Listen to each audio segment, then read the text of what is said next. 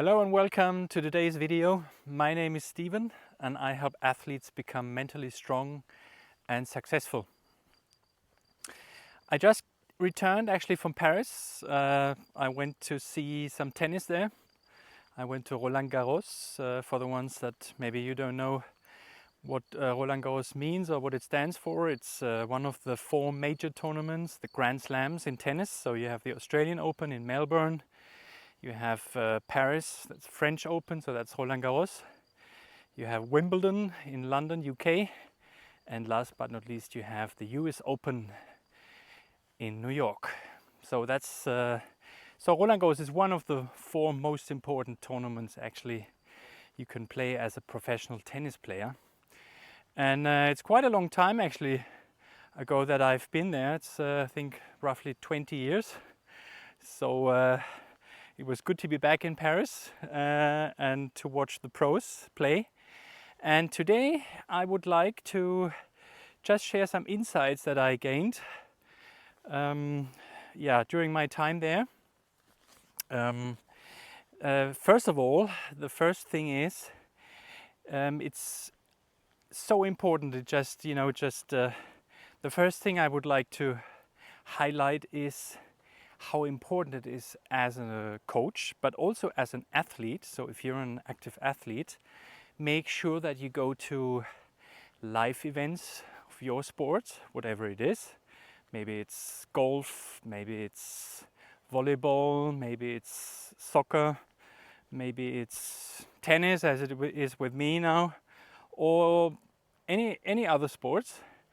But it's unbelievable how different it is every time when I experience that, how different it is from watching a match, maybe, for example, or a competition on TV or on a live stream. Because you see so many more things, you see so much more. And it's really fascinating to watch the athletes from a close distance. So, for example, you see them in the morning, I could watch them doing their warm-up on court and off court. I saw them working together with their coaches, their behavior, the focus. You could see how concentrated they are and how well they get prepared before starting their match and going on the court. So that's one thing I just wanted to highlight. Make sure that you go to live events as often as you can. So let's start with the 3 insights I would like to share with you today. That could also help you in your sports in the future. So the first one is you can watch the players do their warm-up and they work together with their coaches. So it's unbelievable how focused they are, how concentrated. So actually this brings me already to one of the 3 takeaways I gained in Paris is the preparation of the pros. So they don't arrive just maybe on time and then they go on the court and start playing, of course. They arrive, they have plenty of time, let's say, maybe a couple of hours even before they actually have to play their match. And then they do their preparation. It's the mental preparation, it's the physical preparation, it's the emotional preparation. You see them also with their coaches around them. It's really fascinating, to see them on and off the court and watch them doing their exercises. So make sure with your let's say future competitions, make sure that you always arrive on time and that you have enough time to do a proper warm-up and prepare for your upcoming competition or match.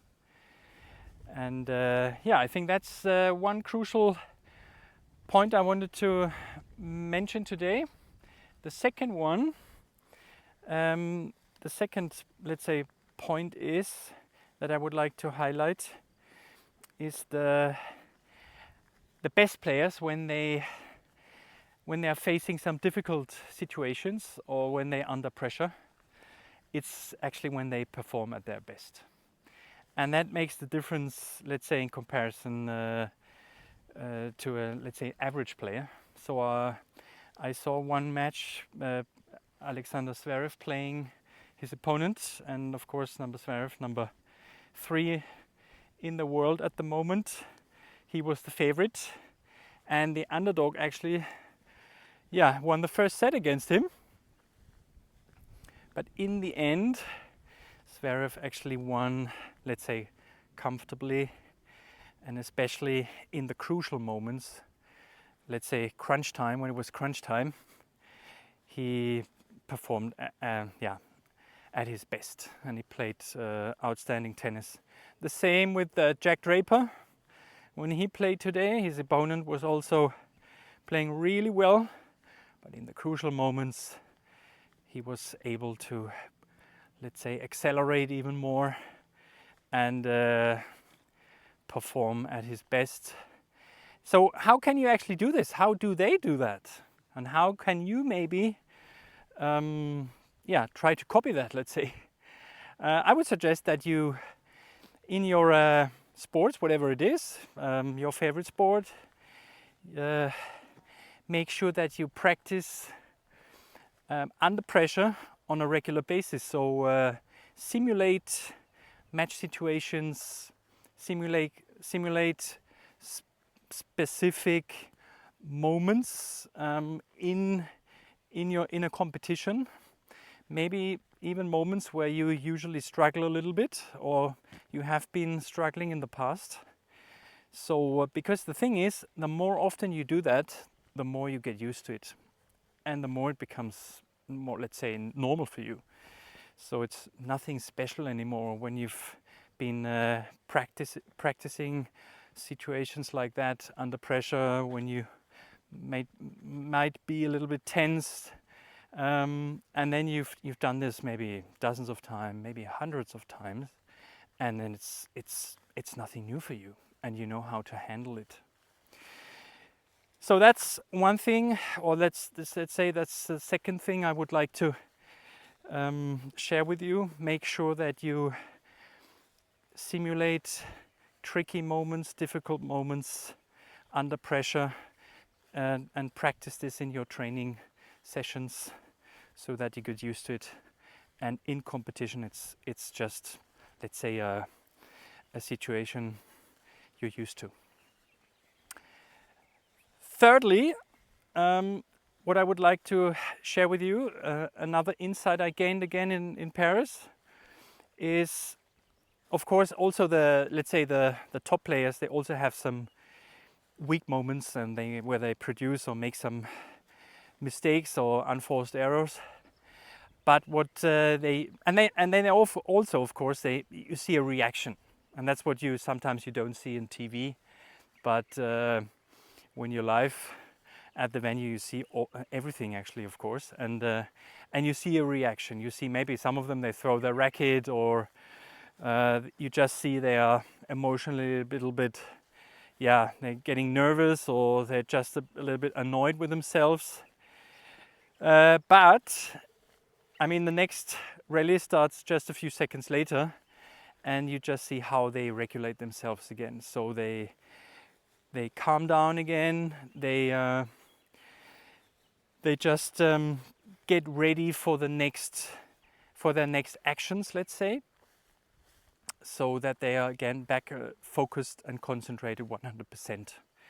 And that's also the difference maybe between a top player or a professional player and an amateur player, because the amateur player, you can regularly see that's if an amateur player, if he, let's say, loses his rhythm or starts being emotionally a little bit overwhelmed, he finds it difficult to come back and find back into the match, and it just slides away, and he loses the match eventually.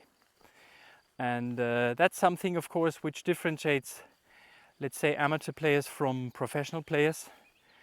And so how can you actually maybe act like a professional player, and what could you maybe do in a crucial situation where you have the feeling, oh, my mindset is negative and I really feel bad at the moment, I'm angry with myself, or I feel just under pressure, I'm nervous. So what could you actually do? And there's one little exercise I would like to share with you today. I call it head back, eyes up.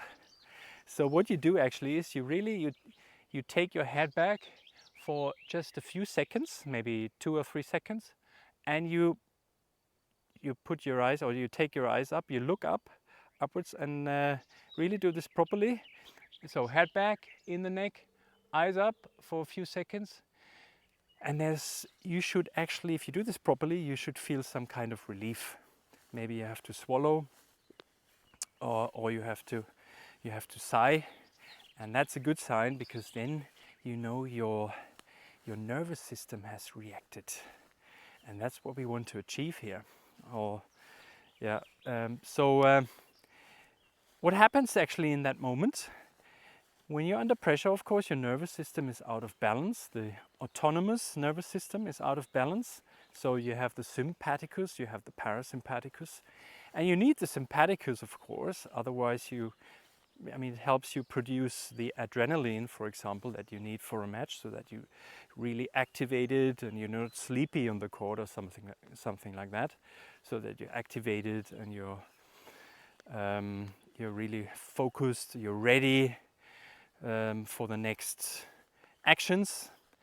But of course, if the level is too high of the sympathicus, we are stressed, we're under stress, and then we can't perform anymore. Let's say a top performance is not possible anymore, maybe. And that's why we need to get this in balance again with the parasympathicus. And it's just the opposite of the sympathicus. So it's when you're relaxed, or in a, let's say, in a balanced mood, sympathicus is more activated than the sympathicus. So by doing this, then head back, eyes up for a few seconds, and then you should feel a difference right away. You can try this out actually for example, if you think of something like that had a negative influence on you, or let's say that had a negative effect on you and causes negative thoughts and negative emotions within you.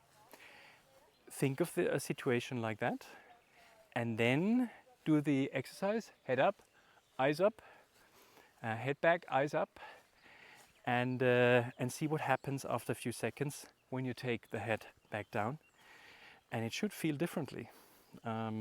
You should just be, it should feel some kind of just neutral. So a very simple exercise, but highly effective. I myself, to be honest, I do the same when I play, for example, a tennis or a paddle match. So I will be doing this again now on Saturday, so tomorrow. As I have a match here in Germany. I'm currently in Germany, in not far from my hometown, and I'm gonna play with my teammates, and I'm gonna use that exercise as well. So I would suggest you try this out now. This little exercise. Try it out also, as I suggested.